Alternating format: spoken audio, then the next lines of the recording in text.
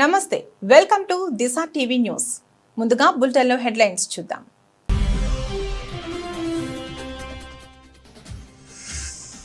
Shanghai సదస్సు కోసం చైనాలోని టియాన్జిన్ కు చేరుకున్న ప్రధాని మోదీ. వందే మాతరం నినాదాలతో హోరెత్తిన విమానాశ్రయం.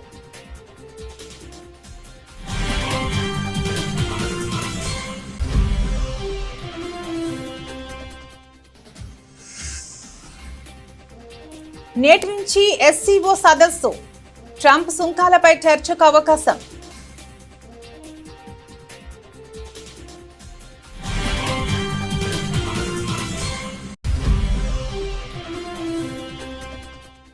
ట్రంప్ విధానాలు అమెరికా ప్రతిష్టను దెబ్బతీస్తున్నాయన్న మాజీ జాతీయ భద్రతా సలహాదారు.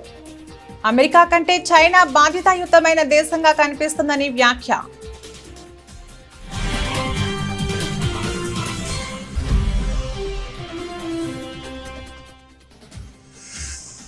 ఆపరేషన్ సింధూర్ వివరాలు వెల్లడించిన వాయుసేన అధికారి.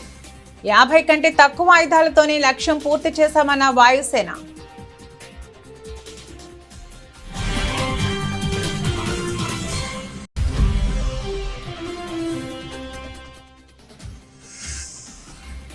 వరల్డ్ బుక్ ఆఫ్ రికార్డ్స్ పురస్కారం అందుకున్న బాలయ్య. 50 ఏళ్ల సినీ ప్రస్థానానికి గాను దక్కిన ప్రతిష్టాత్మక అవార్డు.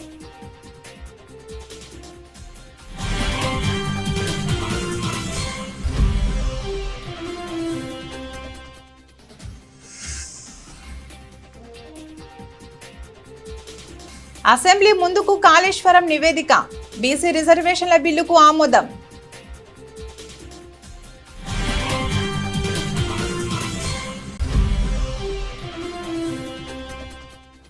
కుప్పానికి కృష్ణా జలాలు ఇచ్చిన ఘనత వైఎస్ జగన్దే.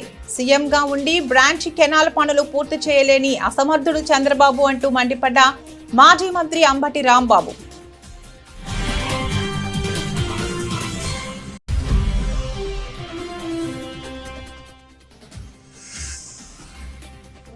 అసెంబ్లీలో కాళేశ్వరం రచ్చ.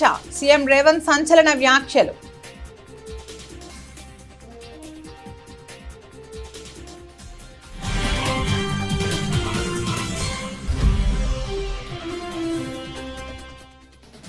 తెలంగాణ సీఎం సహాయ నిధికి 50 లక్షల రూపాయలు విరాళం ప్రకటించిన బాలకృష్ణ. కామారెడ్డి సహా తెలంగాణలో భారీ వర్షాలు, వరదలు. బాధితుల సహాయార్థం విరాళం ప్రకటించిన బాలకృష్ణ.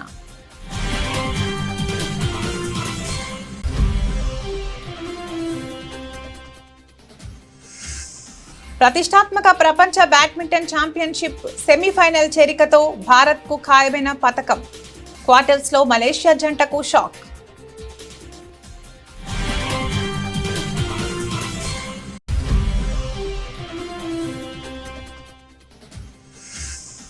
అనుష్క ప్రధాన పాత్రధారిగా ఘాటి.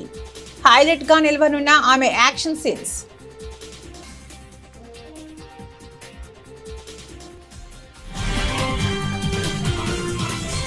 షాంఘై సహకార సంస్థ ఎస్సీఓ శిఖరాగ్ర సదస్సులో పాల్గొనేందుకు చైనాకు చేరుకున్న భారత ప్రధానమంత్రి నరేంద్ర మోదీకి ఘన స్వాగతం లభించింది.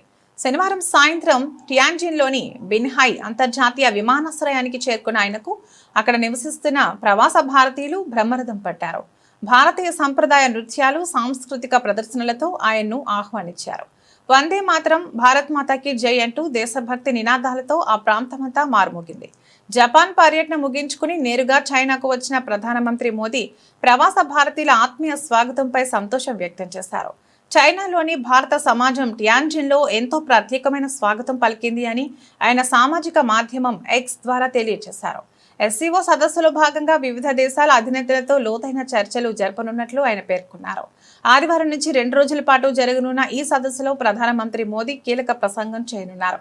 ఈ పర్యటనలో భాగంగా ఆయన పలువురు ప్రపంచ నేతలతో ద్వైపాక్షిక సమావేశాలు నిర్వహించనున్నారు. ముఖ్యంగా ఆదివారం నాడు చైనా అధ్యక్షుడు షీ జిన్పింగ్ తో, సోమవారం నాడు రష్యా అధ్యక్షుడు వ్లాదిమిర్ పుతిన్ తో ప్రధానమంత్రి మోదీ సమావేశం కానుండటం ప్రాధాన్యం సంతరించుకుంది.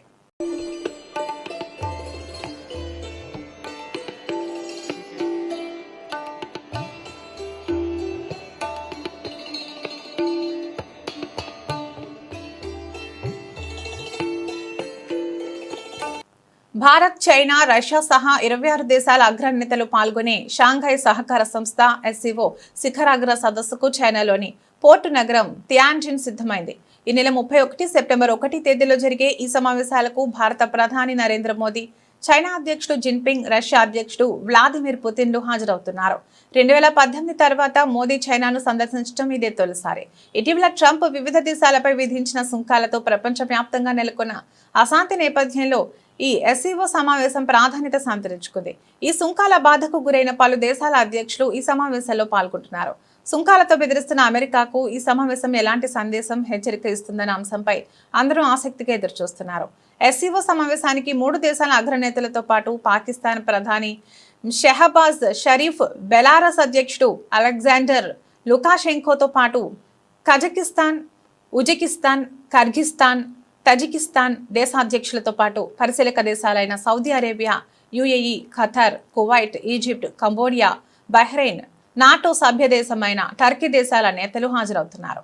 2001లో ఏర్పాటైన SCO ఎజెండాలో వేర్పాటువాదం, తీవ్రవాదానికి వ్యతిరేకంగా నిఘా సమాచారం పంచుకోవడం వంటివి ఉన్నాయి.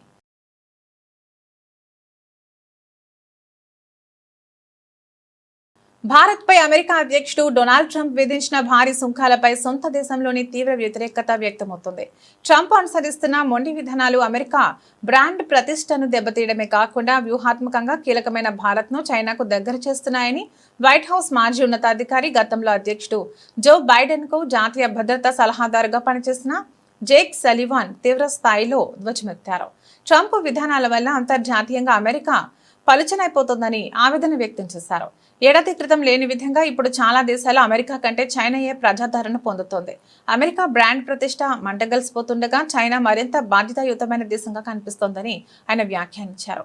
ట్రంప్ చర్యల వల్ల మిత్ర దేశాలు అమెరికాను నమ్మలేని ఓ పెద్ద ఆటంకంగా చూస్తున్నాయని, అందుకే అమెరికాపై ఆధారపడటాన్ని తగ్గించుకోవాలని భావిస్తున్నాయని ఆయన తెలిపారు. భారత్తో లోతైన, స్థిరమైన సంబంధాలను నిర్మించుకోవడానికి తాము ప్రయత్నిస్తే ట్రంప్ మాత్రం ఆ దేశంపై భారీ వాణిజ్య యుద్ధం ప్రకటించారని సలివాన్ విమర్శించారు. పహల్గామ్ ఉగ్రదాడిలో 26 మంది ప్రాణాలు కోల్పోయిన నేపథ్యంలో పాకిస్తాన్పై భారత్ చేపట్టిన ఆపరేషన్ సింధూర్ గురించిన కీలక విషయాలను air staff vice chief air marshal Narmadeshwar Tiwari వెల్లడించారు. కేవలం 50 కంటే తక్కువ ఆయుధాలను ఉపయోగించి పాకిస్తాన్ను కాల్పుల విరమణ ఒప్పందానికి అంగీకరించేలా చేశామని ఆయన తెలిపారు. 3 నెలల క్రితం జరిగిన ఈ ఆపరేషన్ వివరాలను ఆయన NDTV డిఫెన్స్ సమ్మిట్లో పంచుకున్నారు. యుద్ధాన్ని ప్రారంభించడం సులభమే కానీ దానిని ముగించడం చాలా కష్టమని తివారీ వ్యాఖ్యానించారు. భారత వాయుసేన ముందు ఎన్నో లక్ష్యాలు ఉన్నప్పటికీ చివరికి అత్యంత కీలకమైన 9 ఎంచుకుని దాడులు నిర్వహించినట్లు తెలిపారు. కేవలం 50 లోపు ఆయుధాలతో సంఘర్షణను ముగించగలగడం మాకు అతిపెద్ద విజయమని ఆయన అన్నారు. భారత సైన్యానికి చెందిన integrated air command and control system IACCS వల్లే ఒకేసారి దాడి, రక్షణ చర్యలు సమర్థంగా చేపట్టగలిగామని వివరించారు. ఈ ఆపరేషన్ కోసం భారత ప్రభుత్వం తమకు 3 స్పష్టమైన ఆదేశాలు ఇచ్చిందని తివారీ గుర్తు చేశారు. భారత్, చైనా మధ్య సుదీర్ఘకాలంగా నెలకొన్న సరిహద్దు ఉద్రిక్తతలు సద్దుమరిగిన తర్వాత ఇరు దేశాల అగ్ర నాయకత్వం తొలిసారిగా సమావేశమవుతోంది. చైనాలోని టియాన్జిన్ నగరంలో జరుగుతున్న షాంఘై సహకార సంస్థ SCO సదస్సు వేదికగా భారత ప్రధాని నరేంద్ర మోదీ, చైనా అధ్యక్షుడు షీ జిన్పింగ్ ఆదివారం భేటీ కానున్నారు. 10 నెలల విరామం తర్వాత ఇరువురు నేతలు ముఖాముఖి చర్చలు జరపనుండటంతో ఈ సమావేశానికి అంతర్జాతీయంగా ప్రాధాన్యత ఏర్పడింది. గతంలో 2024లో రష్యాలోని కజాన్లో జరిగిన బ్రిక్స్ సదస్సులో మోదీ, జిన్పింగ్ చివరిసారిగా సమావేశమయ్యారు. ఆ తర్వాత ఇరు దేశాల మధ్య సంబంధాలలో కొంత స్తబ్దత నెలకొంది. అయితే వాస్తవాధీన రేఖ వెంబడి 3500 కిలోమీటర్ల పొడవున పెట్రోలింగ్ నిబంధనలపై ఇరుపక్షాల మధ్య ఒప్పందం కుదరడంతో 4 ఏళ్లుగా కొనసాగుతున్న ప్రతిష్టంభనకు తెరపడింది. ఈ సానుకూల పరిణామం నేపథ్యంలో జరుగుతున్న తాజా భేటీలో ద్వైపాక్షిక సంబంధాలను మరింత బలోపేతం చేసుకోవడంపై నేతలు దృష్టి సారించనున్నారు.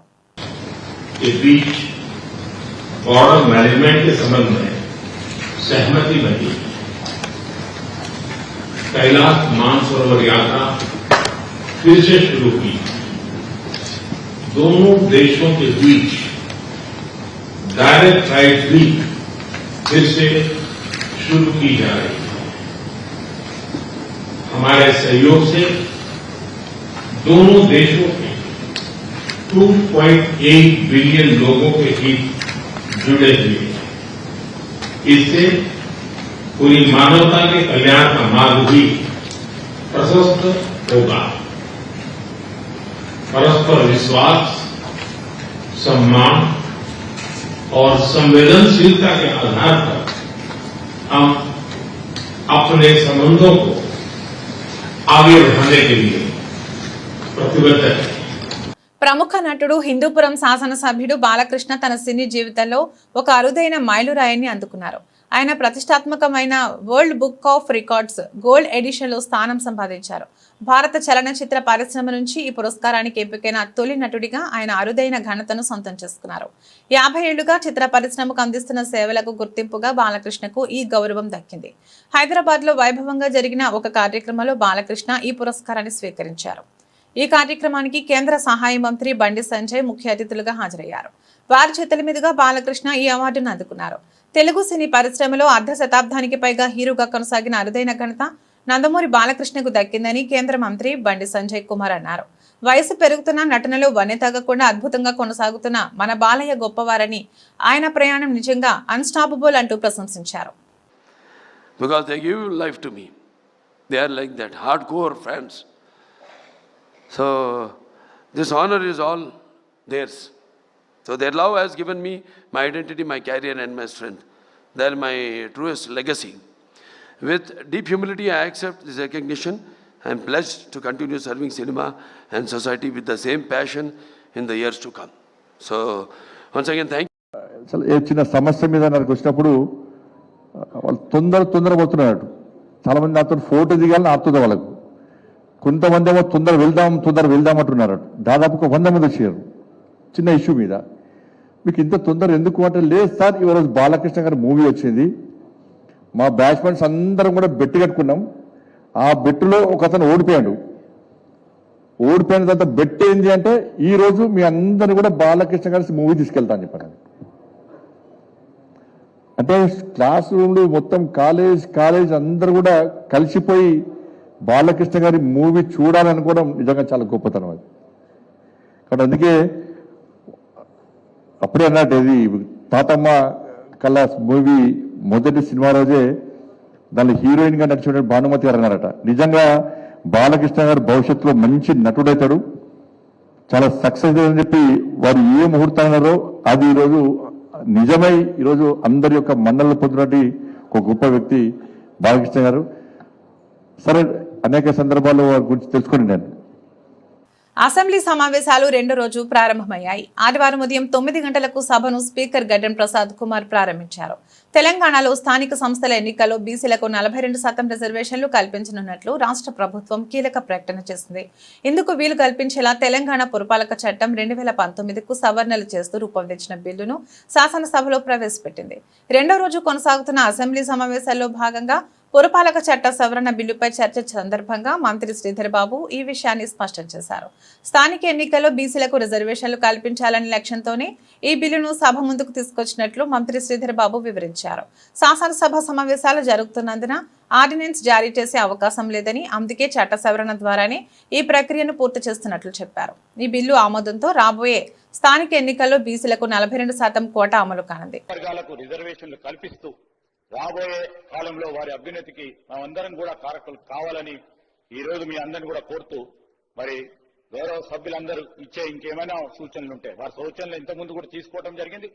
ఈ రోజు బిల్లు రూపేణా పెడతా ఉన్న సందర్భంలో ఇంకేదైనా వారి సూచనలు ఉంటే తప్పకుండా ఆలోచన చేస్తాం ప్రభుత్వ పరంగాని మీ ద్వారా వారికి తెలియజేస్తూ, మరి ఇవే మా ఉద్దేశాలను మేము వారి ద్వారా తెలియజేస్తాం. 2018 పంచాయతీరాజ్ చట్టంలో రిజర్వేషన్లను 50% పరిమితం చేస్తూ బీఆర్ఎస్ ప్రభుత్వం చేసినటువంటి చట్టం చేయడం జరిగింది. దాంట్లో 285A నిబంధన మరి సీలింగ్ పెట్టడం జరిగింది 50% వరకే.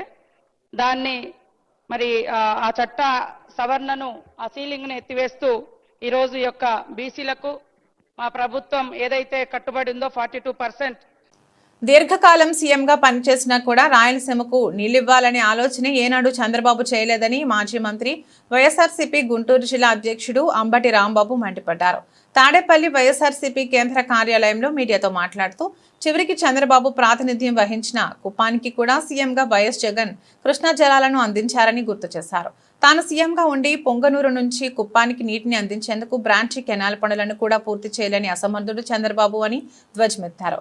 వైఎస్ జగన్ కుప్పానికి చేసిన మంచిని నేడు సిగ్గు లేకుండా తన ఖాతాలో వేసుకుంటూ పచ్చి అబద్ధాలు మాట్లాడుతున్నాడని ఆగ్రహం వ్యక్తం చేశారు. పని చేసేది ఒకళ్ళు, క్రెడిట్ పొందేది ఒకళ్ళు. ఎవరో అర్థమైందిగా, నారా చంద్రబాబు నాయుడు గారు ఈ మధ్యన సోషల్ మీడియాలో బాగా ట్రోల్ అవుతున్నారు. క్రెడిట్ చోర్ అని, అంటే క్రెడిట్ని దొంగిలించగలిగినటువంటి సమర్థవంతమైనటువంటి వ్యక్తి నారా చంద్రబాబు నాయుడు గారు. ఎందుకు ఈ సందర్భంగా చెబుతున్నానంటే, కుప్పానికి నీళ్ళు ఇచ్చాడంట చెబుతున్నాడు మొన్న చంద్రబాబు నాయుడు గారు. కుప్పానికి నీళ్లు మొన్న ఇచ్చినట్టున్నాడు, కానీ కుప్పానికి రిప్రజెంటేషన్ మాత్రం 1989 నుంచి చేస్తున్నాడు. 2024 ఫిబ్రవరి 26వ తారీఖున జగన్మోహన్ రెడ్డి గారు కుప్పానికి హంద్రీనివా నుంచి నీళ్ళు ఇచ్చారు. పొంగనూరుకి నీళ్లు తీసుకువెళ్ళేటటువంటి కార్యక్రమంలో హెచ్ఎన్ఎస్ఎస్ నుంచి పొంగనూరు దాకా డిజైన్ చేసిన కాలువలు తీసుకువెళ్లారు. అక్కడి నుంచి చంద్రబాబు నాయుడు గారు తీసుకువెళ్ళడానికి ప్రయత్నం చేసి అక్కడ డబ్బులు దండుకునే కార్యక్రమం చేశారు తప్ప బ్రాంచ్ కెనాల్ని పూర్తి చేసేటటువంటి కార్యక్రమం మాత్రం నారా చంద్రబాబు నాయుడు గారు చేయలేదు. జగన్మోహన్ రెడ్డి గారు ముఖ్యమంత్రి అయిన తర్వాత చంద్రబాబు నాయుడు నియోజకవర్గం అయినప్పటికీ కూడా కుప్పానికి నీళ్ళు ఇస్తాను అని చెప్పి పొంగనూరు నుంచి బ్రాంచ్ కెనాల్ని శరవేగంగా తవ్వి తీసుకువెళ్ళి నీళ్ళు ఇచ్చారు. చంద్రబాబు నాయుడు గారు చెప్తున్నారు. సీఎం రేవంత్ రెడ్డిపై బీఆర్ఎస్ ఎమ్మెల్యే గంగుల కమలాకర్ నిప్పులు చెరిగారు. బీసీ రిజర్వేషన్ల విషయంలో కాంగ్రెస్ ప్రభుత్వం నిర్ణయాలను గంగుల కమలాకర్ తప్పుబట్టారు. శాసనసభలో బీసీ బిల్లుపై చర్చ సందర్భంగా గంగుల కమలాకర్ మాట్లాడారు. 42% రిజర్వేషన్లు రావాలని మా పార్టీ కూడా కోరుకుంటుంది. నేను బీఆర్ఎస్ పార్టీ తరపున మాట్లాడుతున్నా. 18 జీవో తర్వాత హైకోర్టు ఏం చేసిందంటే ఇందిరా సహాని ప్రకారం కమిషన్ వేయమని చెప్పింది. ఆ తర్వాత 46 జీవో తీసుకొచ్చింది. సూచనను విమర్శగా భావించకండి, మా సూచనను పరిగణలోకి తీసుకోండి. బీహార్లో బీసీ రిజర్వేషన్లు ఫెయిల్ అయినట్లు కావద్దు అని అంటున్నాను. నిజంగా బీసీలపై చిత్తశుద్ధి ఉంటే కమిషన్ ఆఫ్ ఎంక్వైరీ యాక్ట్ 1992 కింద మాత్రమే డెడికేటెడ్ కమిషన్ వేయాలని గంగుల కమలాకర్ డిమాండ్ చేశారు. 10 కాళేశ్వరం 42% రిజర్వేషన్ తీసుకోమన్నారు అధ్యక్ష. బిల్లు తీసుకొస్తాం, బిల్లు తర్వాత జీవో తీసుకొస్తామని చెప్పారు. నేను గౌరవ ముఖ్యమంత్రి సూటిగా అడుగుతున్నాను, ఈ రాష్ట్రం యొక్క అసెంబ్లీ తీర్మానం చేసిన తర్వాత బిల్లు పాస్ అయిన జీవో ఇవ్వాలంటే మరి ఈ 22 నెలలు ఏం చేసింది? మరి అప్పుడే మీ ప్రభుత్వం ఏర్పడిన తర్వాత 6 నెలలు ఇస్తామని చెప్పి కామన్ డిక్లేర్ ఇచ్చింది కదా. అదే రోజు మీరు జీవో వచ్చి ఎన్నికలు పోవస్తుండే కదా. మరి ఎందుకు జీవో వేయకుండా సుమారు 6 కమిటీలు వేసిన అధ్యక్ష? నేను ఒకటి వరుసగా మీరు చెప్తున్నా అధ్యక్ష, మీరు నిజంగానే ఈ రోజు కార్యక్రమం చేసే విధంగా అప్పుడే చేస్తే గిట్ట మీరు ఈ జీవో నెంబర్ 26 తీసుకొచ్చారు. జీవో నెంబర్ 26 మార్చి 2024 తీసుకొచ్చారు. బ్యాక్వర్డ్ క్లాస్ డిపార్ట్మెంట్ నుంచి జీవో ఇష్యూ చేసిన అధ్యక్ష. ఆ జీవోలో క్లియర్ గా రిజర్వేషన్ పాస్ చేసినాం, కులగన్న సర్వే చేస్తామని చెప్పేసి తెలియదు అధ్యక్ష. ఈ జీవో నెంబరు బీసీ కమిషన్ ద్వారా వచ్చింది 26. దాని తర్వాత బీసీ కమిషన్ మాయమైంది, లేదు బీసీ కమిషన్. జీవో నెంబర్ 18 తీసుకొచ్చిండ్రు, ప్లానింగ్ డిపార్ట్మెంట్ ద్వారా బీసీ ప్లానింగ్ డిపార్ట్మెంట్ ద్వారా సర్వే చేస్తామని చెప్పింది. కాళేశ్వరం కమిషన్ రిపోర్టులో కీలక అంశాలు వెలుగులోకి వచ్చాయని సీఎం రేవంత్ రెడ్డి అన్నారు. ఆదివారం అసెంబ్లీలో జరుగుతున్న కాళేశ్వరం నివేదిక చర్చలో భాగంగా ఆయన కీలక వ్యాఖ్యలు చేశారు. ఈ మేరకు ఆయన మాట్లాడుతూ కేసీఆర్ది కల్వకుంట్ల కుటుంబం కాదు, కలవకుండా చూసే కుటుంబం అని ఆరోపించారు. సరైన ప్రణాళిక లేకుండా మేడిగడ్డ నిర్మాణం చేపట్టారని తెలిపారు. 3 ప్రాజెక్టుల ప్రణాళిక నిర్మాణంలో పూర్తి లోపాలు ఉన్నాయని పేర్కొన్నారు. కాళేశ్వరంలో తప్పిదాలున్నాయని నిపుణులు కమిటీ సూచనలను కూడా గత ప్రభుత్వం పట్టించుకోలేదని మండిపడ్డారు. భూగర్భ పరిస్థితులు దృష్టిలో పెట్టుకోలేదని నివేదికలో ఉందని స్పష్టం చేశారు. కాళేశ్వరం డిజైన్ నిర్మాణ నాణ్యతలో లోపాలున్నాయని రిపోర్టులో వెలువడిందని సీఎం రేవంత్ తెలిపారు. అన్నారం బ్యారేజ్లో మట్టి అంచనాలు తప్పుగా ఉన్నాయని పేర్కొన్నారు. పనుల పర్యవేక్షణలో కూడా లోపాలున్నాయని విమర్శించారు. ప్రాజెక్టు సిడబ్ల్యూసి అనుమతుల్లోనూ లోపాలున్నట్లు పీసీ ఘోష్ నివేదిక చెబుతున్నట్లు చెప్పుకొచ్చారు. కాంట్రాక్టర్ల లబ్ధికే అంచనాల పెంపు నిబంధనలు సడలించారని విమర్శించారు. ఏజెన్సీలకు లబ్ధి చేకూర్చాలన్న దురుద్దేశంతో అంచనాలు సవరించారని ఆరోపించారు. అంచనాలు సవరించి ఖజానాకు నష్టం చేకూర్చారని నివేదికలో పేర్కొందని స్పష్టం చేశారు. అన్నారం, సుందిళ్ల, మేడిగడ్డ నిర్వహణ సరిగా లేదని కమిషన్లో ఉందన్నారు. క్వాలిటీ కంట్రోల్ సరిగా లేదు. ఆనకట్టల డిజైన్లు, డ్రాయింగ్స్ లో లోపాలున్నాయని ధ్వజమెత్తారు. ఏం చేసిండ్రు, ఏం మాట్లాడిండ్రు, ఏం హామీ ఇచ్చిండ్రు, ఏ నిర్ణయం మేరకు ముందుకు వెళ్తున్నామో వీళ్ళు మాకు సూక్తులు చెప్పాల్సిన అవసరం లేదు అధ్యక్ష. వాళ్ళ నాయకుడు మొదట సభలో వచ్చి కూర్చోమన్నారు అధ్యక్ష. రాహుల్ గాంధీ వచ్చిండా లేదా? రాహుల్ గాంధీ ఆదేశం లేకుండా రేవంత్ రెడ్డి గారు ఇక్కడ ఈ నిర్ణయాలన్నీ చేస్తాడా అధ్యక్ష?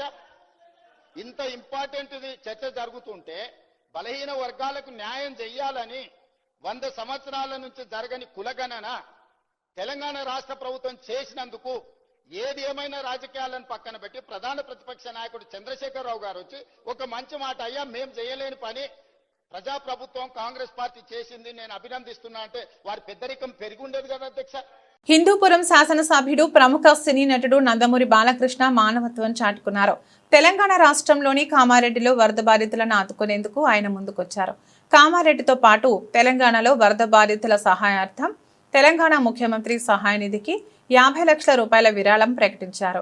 ఇది తన ఉడతా భక్తి సహాయంగా ఆయన పేర్కొన్నారు. భారీ వర్షాల కారణంగా తెలంగాణలోని పలు ప్రాంతాలు జలమయమయ్యాయి. ముఖ్యంగా కామారెడ్డి జిల్లా అతలాకుతలమైంది. వాగులు, వంకలు ఏకమై చెరువులు నిండి పట్టణాలు, గ్రామాలపైకి వరద పోటెత్తింది. ఇది నా సొంత బాధ నేను చెప్పాను. ఇది ఏదైతే ఈ జగిత్యాల జిల్లా, ఏదైతే ఈ కామారెడ్డి జిల్లా, ఎలాగైతే వర్ష విపత్సానికి అతలకుతలమై ఎంతోమంది ప్రాణాలు పోగొట్టుకున్న ఎంతోమంది రైతులు వాళ్ళు పండించిన పంట నేలమట్టమైందో వాళ్ళందరూ గుర్తాభక్తిగా నేను 50 లక్షల రూపాయలు సీఎం రిలీఫ్ ఫండ్కి,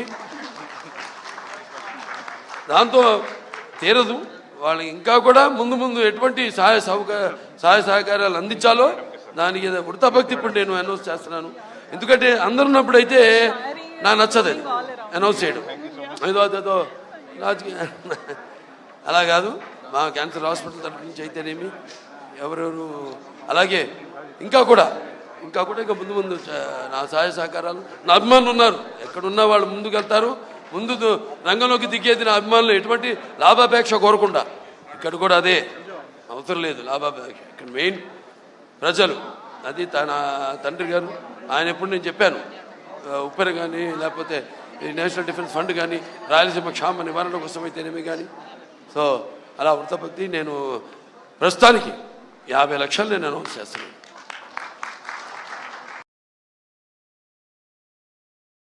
ప్రతిష్టాత్మక ప్రపంచ బ్యాడ్మింటన్ ఛాంపియన్షిప్ లో భారత్ కు పతకం ఖాయమైంది. డబుల్ స్టార్ జోడీ సాత్విక్ సాయిరాజ్, చిరాగ్ శెట్టి సెమీఫైనల్ కు దూసుకుపోయింది. దాంతో మనకు కనీసం కాంస్య పతకం లభించనుంది. శుక్రవారం అర్ధరాత్రి జరిగిన పురుషుల డబుల్స్ క్వార్టర్ ఫైనల్లో తెలుగు కుర్రాడు సాత్విక్, చిరాగ్ ముంబై ద్వయం 21-12, 21-19తో చిరకాల ప్రత్యర్థి మలేషియాకు చెందిన వరల్డ్ నెంబర్ 3 జంట ఆరోన్చియా సోవు ఇగ్జీ షాక్ ఇచ్చింది. గత ఏడాది ఇదే మలేషియా జోడీ చేతిలో క్వార్టర్ ఫైనల్ ఓటమితో ప్యారిస్ ఒలింపిక్స్ పతకాన్ని సాత్విక్ జంట మిస్ అవ్వడం గమనార్హం. ఈ విజయంతో ఆ పరాజయానికి భారత ద్వయం ప్రతీకారం తీర్చుకుంది. ఇక ప్రపంచ 9వ ర్యాంకర్ సాత్విక్ చిరాగ్ కు వరల్డ్ ఛాంపియన్షిప్ లో ఇది 2వ పతకం కావడం విశేషం. 2022 టోర్నీలో ఈ జోడీ కాంస్య పతకం గెలుచుకుంది. ఈ క్రమంలో పివి సింధు ఓ స్వర్ణం, 2 రజతాలు, 2 కాంస్యాలు, సైనా నెహ్వాల్ ఓ రజతం, ఓ కాంస్యం తర్వాత 1 కంటే ఎక్కువ ప్రపంచ పతకాలు నెగ్గిన భారత షట్టర్లుగా సాత్విక్, చిరాగ్ రికార్డు సృష్టించారు. అంతేకాదు సాత్విక్ ద్వయం సెమీస్ చేరికతో ప్రపంచ ఛాంపియన్షిప్లో 2011 నుంచి కనీసం 1 పతకం గెలుస్తూ వచ్చిన భారత సంప్రదాయాన్ని కొనసాగించినట్టయింది. సాత్విక్, చిరాగ్ ద్వయం సెమీఫైనల్లో చైనాకు చెందిన 11వ సీడ్ చెన్బో యాంగ్ లియు ఈ జంటతో తలపడనుంది. ఇక క్వార్టర్ ఫైనల్ పోరులో తొలి గేమ్లో 4-2 ఆధిక్యంలో నిలిచిన భారత జంట ఆపై 9-3తో ముందుకెళ్లి విరామానికి 11-5తో నిలిచింది. తర్వాత మరింత జోరు ప్రదర్శించిన సాత్విక్ చిరాగ్ గేమ్ను చేజిక్కించుకుంది.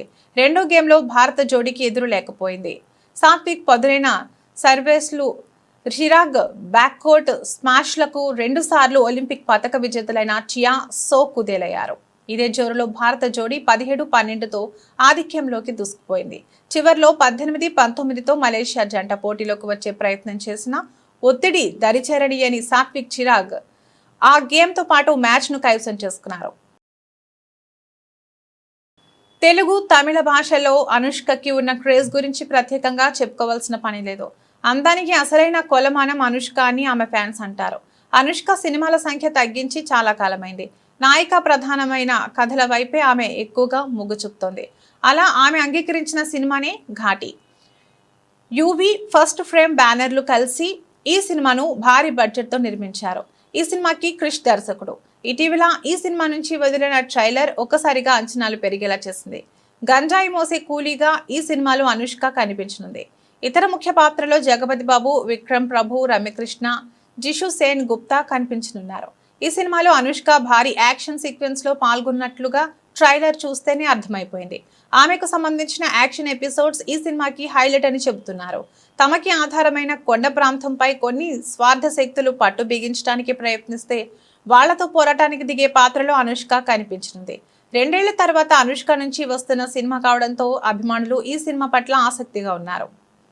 5 భాషల్లో సెప్టెంబర్ 5న విడుదలవుతున్న ఈ సినిమా ఏ స్థాయిలో ఆడియన్స్ ను ఆకట్టుకుంటుందనేది చూడాలి. బులెటిన్ ముగించే ముందు హెడ్లైన్స్ మరొకసారి.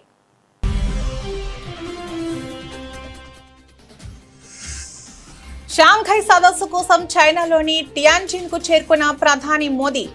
వందే మాతరం నినాదాలతో హోరెత్తిన విమానాశ్రయం.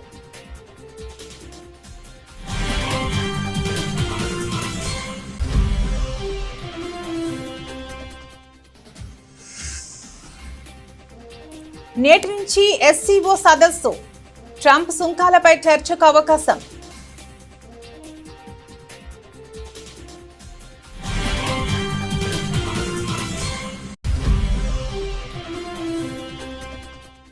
ట్రంప్ విధానాలు అమెరికా ప్రతిష్టను దెబ్బతీస్తున్నాయన్న మాజీ జాతీయ భద్రతా సలహాదారు.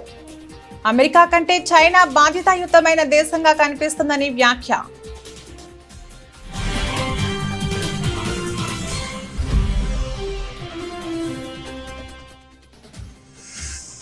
ఆపరేషన్ సింధూర్ వివరాలు వెల్లడించిన వాయుసేన అధికారి. 50 కంటే తక్కువ ఆయుధాలతోనే లక్ష్యం పూర్తి చేశామన్న వాయుసేన.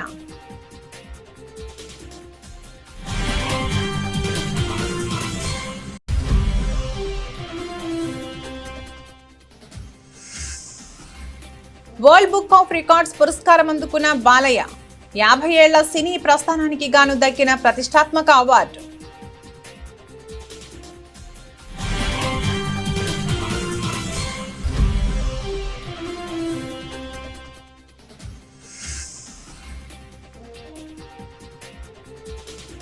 అసెంబ్లీ ముందుకు కాళేశ్వరం నివేదిక. బీసీ రిజర్వేషన్ల బిల్లుకు ఆమోదం.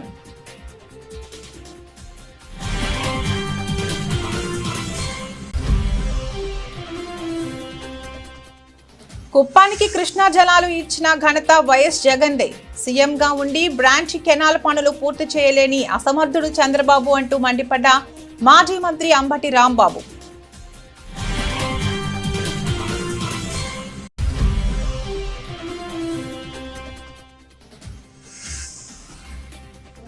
అసెంబ్లీలో కాళేశ్వరం రచ్చ. సీఎం రేవంత్ సంచలన వ్యాఖ్యలు.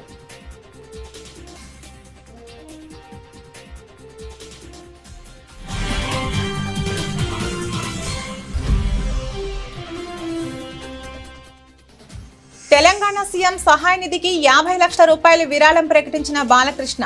కామారెడ్డి సహా తెలంగాణలో భారీ వర్షాలు, వరదలు. బాధితుల సహాయార్థం విరాళం ప్రకటించిన బాలకృష్ణ.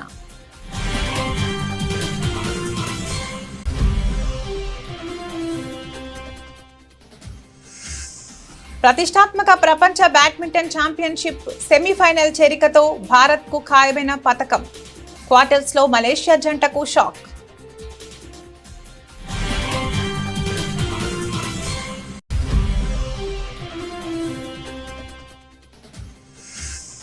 అనుష్క ప్రధాన పాత్రధారిగా ఘాటి హైలైట్ గా నిలవనున్న ఆమె యాక్షన్ సీన్స్.